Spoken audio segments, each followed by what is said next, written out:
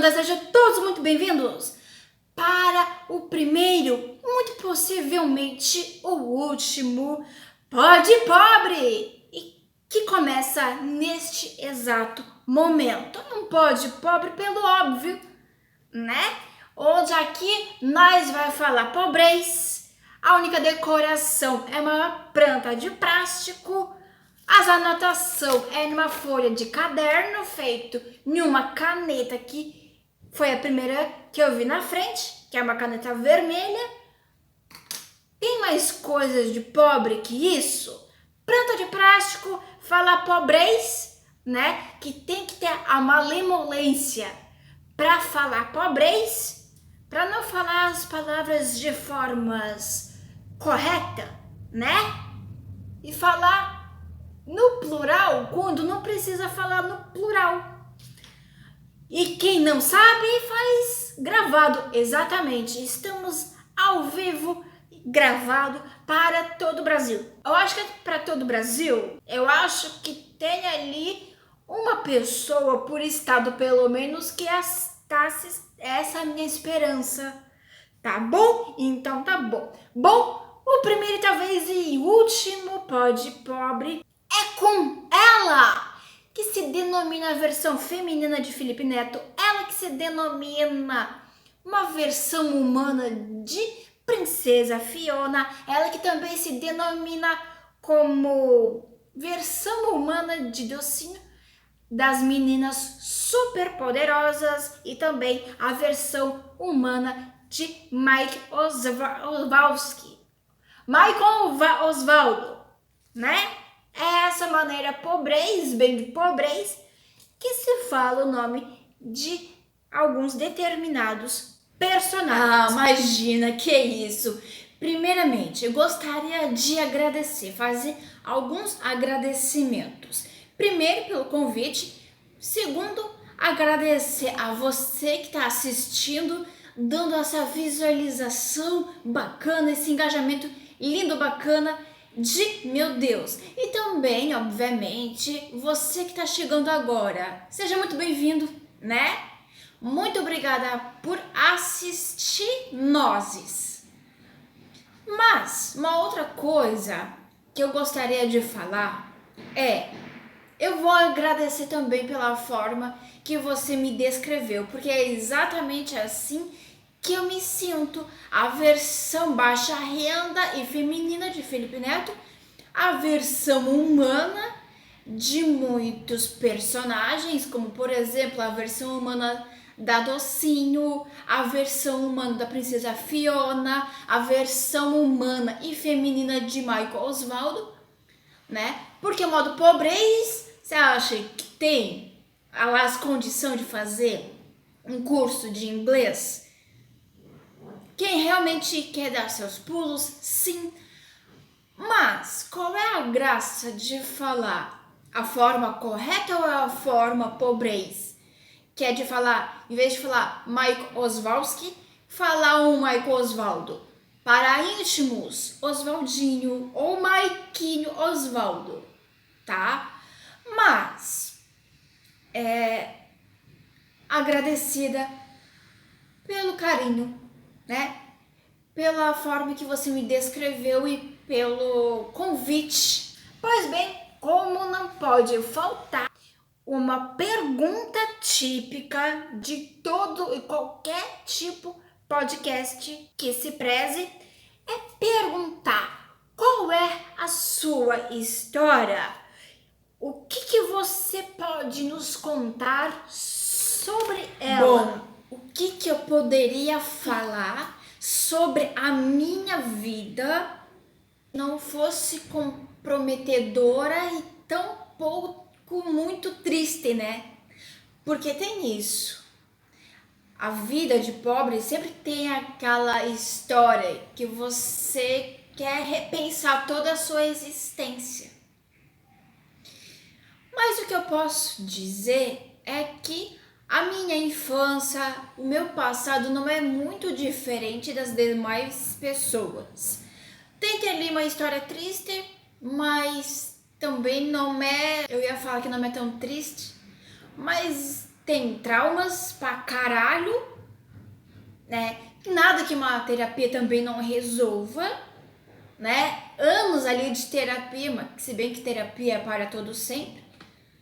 E o que eu posso falar é que a minha infância ela foi normal, se bem que dá pra dizer que continuou sendo normal, mas teve um período da minha vida em que uma professora, sempre tem aquela professora que olha pra você e fala, mas aí tem alguma coisa, chama os responsáveis dessa menina. De repente o mundo tá precisando conversar com os responsáveis dessa menina. Só que no meu caso, não é chamar para conversar porque eu falava demais ou porque tinha dificuldade mesmo de prestar atenção. Aí a professora falou assim, de repente leva ela num psicólogo, porque vai que ela tenha ali uma dificuldade de prestar atenção. E não é que tinha, menina, ainda tenho, né? E ali uns... eu não lembro a idade, mas eu sou uma negação para lembrar a idade correta. E aí foi na faixa ali de uns, de repente, 10, não sei que idade, que eu fui diagnosticada na época. Meu Deus do céu, quando a gente começa a falar na nossa época, a gente percebe que está envelhecendo. Mas enfim, na época falava DDA. Não sei se ainda é utilizado esse termo, que é desvio de atenção, mas hoje em dia se fala mais TDAH. Mas eu acho que é mais quando tem hiperatividade. Eu não me considero uma pessoa hiperativa. Bom, enfim. Aí foi basicamente assim que eu descobri que eu tenho desvio de atenção. E se tem uma frase que uma estudante que contém TDAH odeiam, é quando a professora fala ou o professor fala, não precisa anotar nada não, só precisa prestar atenção. Aí eu fico me perguntando aqui, mas prestar atenção aonde? Na aula, na explicação? Ou sei lá, no movimento do ar, no movimento em que a mosca vai passando lentamente por você? Ou prestar atenção na conversa do amiguinho, prestar atenção na unha que você precisa fazer. Porque é muito difícil, realmente, para quem tem TDAH, prestar atenção. Ouvir essa frase de professor, não precisa anotar nada não, mas a única coisa que eu consigo fazer, um estudante que contém o TDAH, a única coisa que ele quer fazer é anotar, nem que seja desenhar. E muitas das vezes, pelo que eu lembro, assim, quando eu ouvia essa frase, eu falava para mim mesma, então tá bom, então eu vou desenhar aqui qualquer outra coisa, porque tem que ter ali um plus a mais, um que a mais na hora dos professores dar aula para estudante que tem TDAH. É uma coisa mais dinâmica, uma coisa mais... é passar uns filmes, é passar umas coisas mais dinâmicas, é explicar literalmente mastigado, porque tem a deficiência de compreensão também. Eu tô falando por mim, né? Mas uma outra coisa que eu preciso falar em relação a TDAH é que, e em relação a mim também, é que, por incrível que pareça, não é a primeira faculdade que eu faço. Eu já comecei, acho que foi no ano de não sei que ano, em algum ano aí da vida, desses 27 anos, eu já comecei a fazer ADM, que é a administração, para quem não sabe. Eu durei ali um total, até que durei bastante, acho que foi um total de 2 semestres. tá? Mas para quem tá fazendo agora artes visuais, ADM, artes visuais, tudo a ver, tudo a ver. Mas, e é muito comum isso, né? A gente que tem TDAH fazer umas coisas nada a ver. Começar com uma ADM, por exemplo, ir para artes visuais, aí de repente, dali a pouco, tá fazendo, não sei, tá fazendo ali uma engenharia, um design de moda, né? E eu já fiz um cursinho técnico que também eu não consegui terminar. É assim a vida de quem tem TDAH. Começa, mas tem uma dificuldade para ir em frente e para toda a vida reto. Aí depois se perde ali no meio do caminho, vê uma rótula que já quer virar à esquerda, aí quer seguir toda a vida reto. Aí depois só vai ali na direita um pouquinho, depois vê uma outra rótula e segue ali na estrada de chão para fazer uma outra coisa da vida e precisa ir aos empurrão, muitas das vezes, para seguir em frente. Tem que ter ali um time, um manipo não, né? Um mânimo.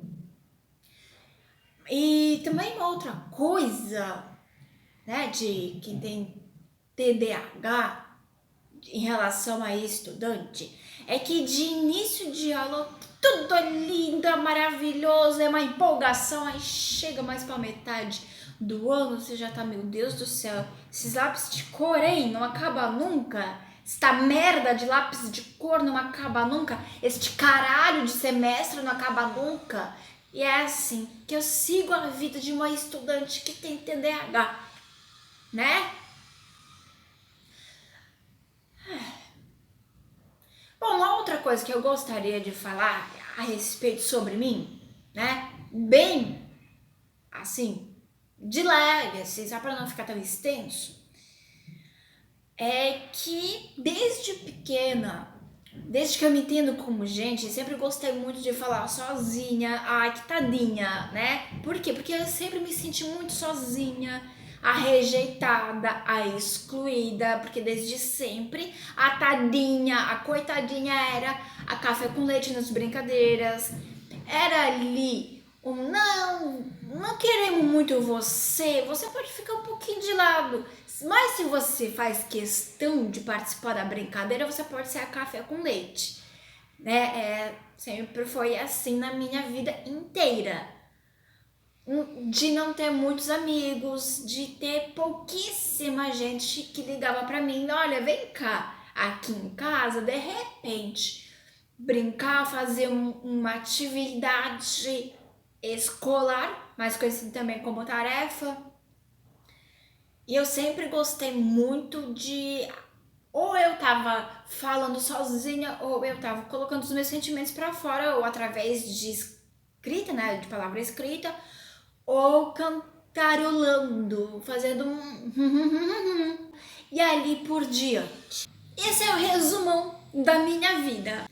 Nada que uma terapia não resolva. Bom, sabendo disso, essa vida muito sofrida, igual como qualquer outra, com vários altos e baixos, assim como qualquer outro, eu te faço um questionamento, né? É uma série de perguntas para você nos responder. Ou você pode responder uma de cada vez, você pode querer emendar uma coisa na outra, vai ao seu critério. O que te motivou a fazer um canal e o que ainda continua você querer ainda gravar e por que ainda você não foi para o TikTok? Como muita gente tá optando fazer os conteúdos nessa plataforma. Olha, o que me motivou a ser uma criadora de conteúdo, né? De começar um canal. O desemprego. Isso me motivou pra caralho, porque já tava ali mais ou menos um ano sem assinar carteira e também uma série de coisas que eu não conseguia fixar, passar do negócio chamado experiência. Aí eu pensei, bom, como eu já faz ali mais de um ano que eu ando sonhando, que eu estou gravando com os criadores de conteúdo grande, um Whindersson Nunes da vida, um Felipe Neto da vida, um Christian Figueiredo da vida e afins. Aí eu pensei, bom, isso acho que é um sinal. Se isso não for um sinal, daí realmente eu não sei o que é. E é basicamente por isso, né, e para testar as minhas habilidades, né, aprender a editar, porque eu sempre gostei muito de fotografia. Eu pensei, bom, se eu fizer isso daqui, eu acho que eu vou aprender a editar um vídeo, porque eu ali achava ali que eu mandava bem na edição, enfiando blur na foto, né? Aquela pele era nitidamente, não era minha pele, era aquela pele de porcelana.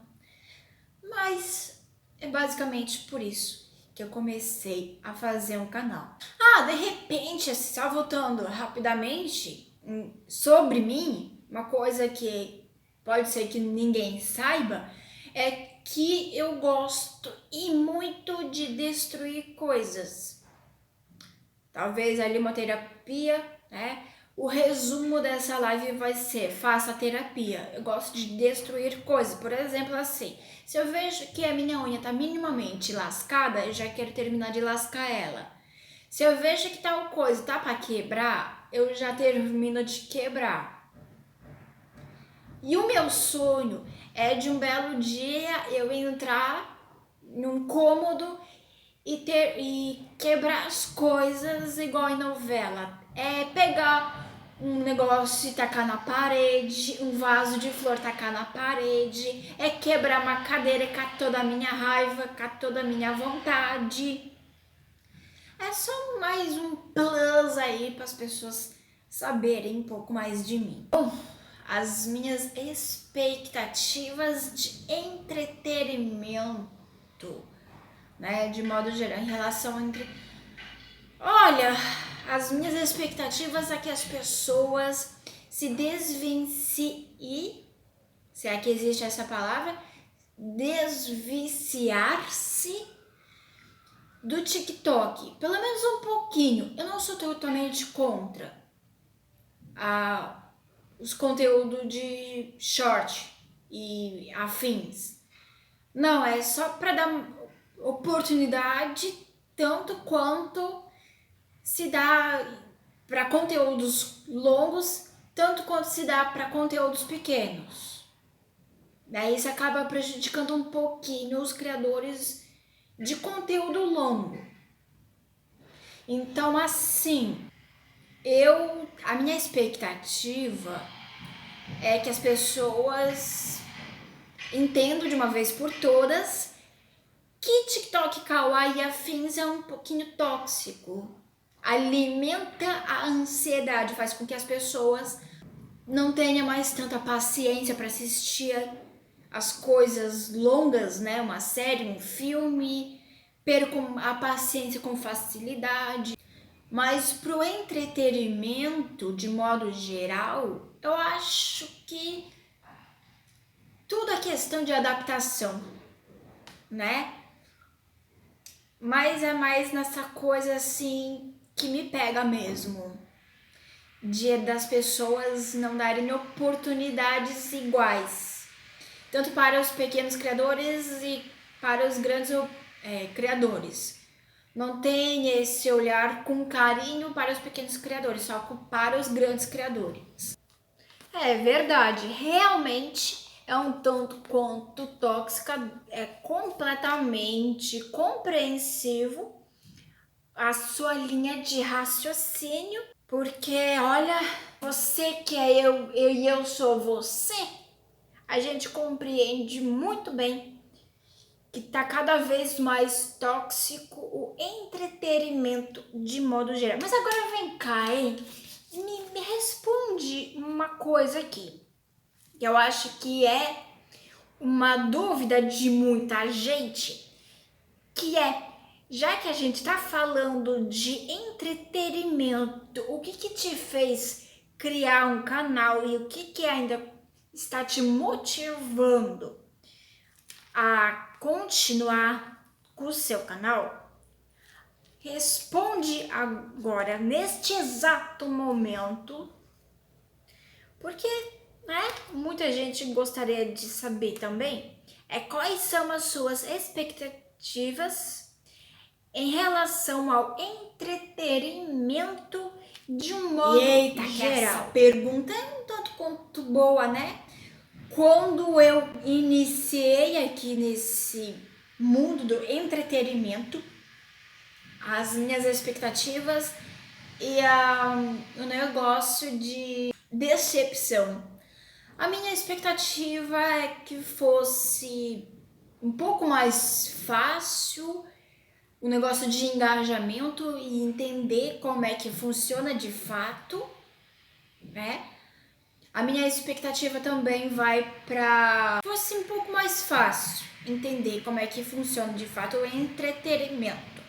A minha maior decepção é ver que as pessoas, é isso que eu acabei de falar, as pessoas não olharem com tanto carinho um pequeno criador da mesma forma que olham e dão uma oportunidade para o grande criador de conteúdo. A minha expectativa é que, eu não vou dizer que a minha maior expectativa era de viralizar logo, até porque eu já comecei criando sabendo que nada é fácil.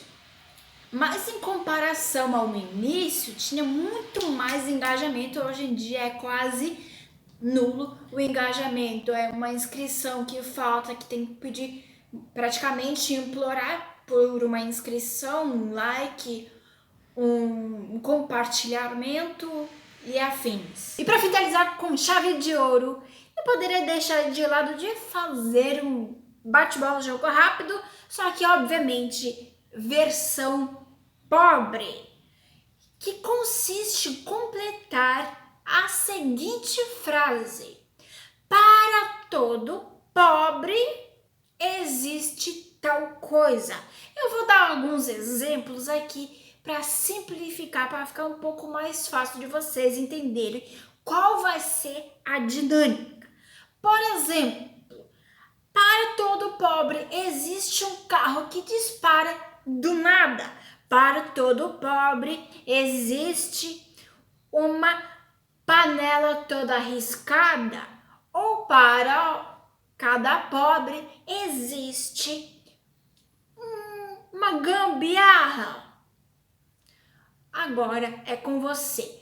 Para cada pobre existe o que existe que não pode faltar na malemolência pobral de nós pobres. Pobres, às vezes, não é pobre no sentido financeiro. Muita gente é pobre de caráter. Vale lembrar, só para dar uma ressaltada, que às vezes é um pobre de sentimento, é pobre de afeto, de carinho e tantas outras questões. Pobre momentâneo, pobre contemporâneo, porque às vezes é só um momento difícil de ter uma falta desse tipo de tempo. Então não necessariamente a pessoa é pobre de maré. Às vezes é um momento que tá difícil.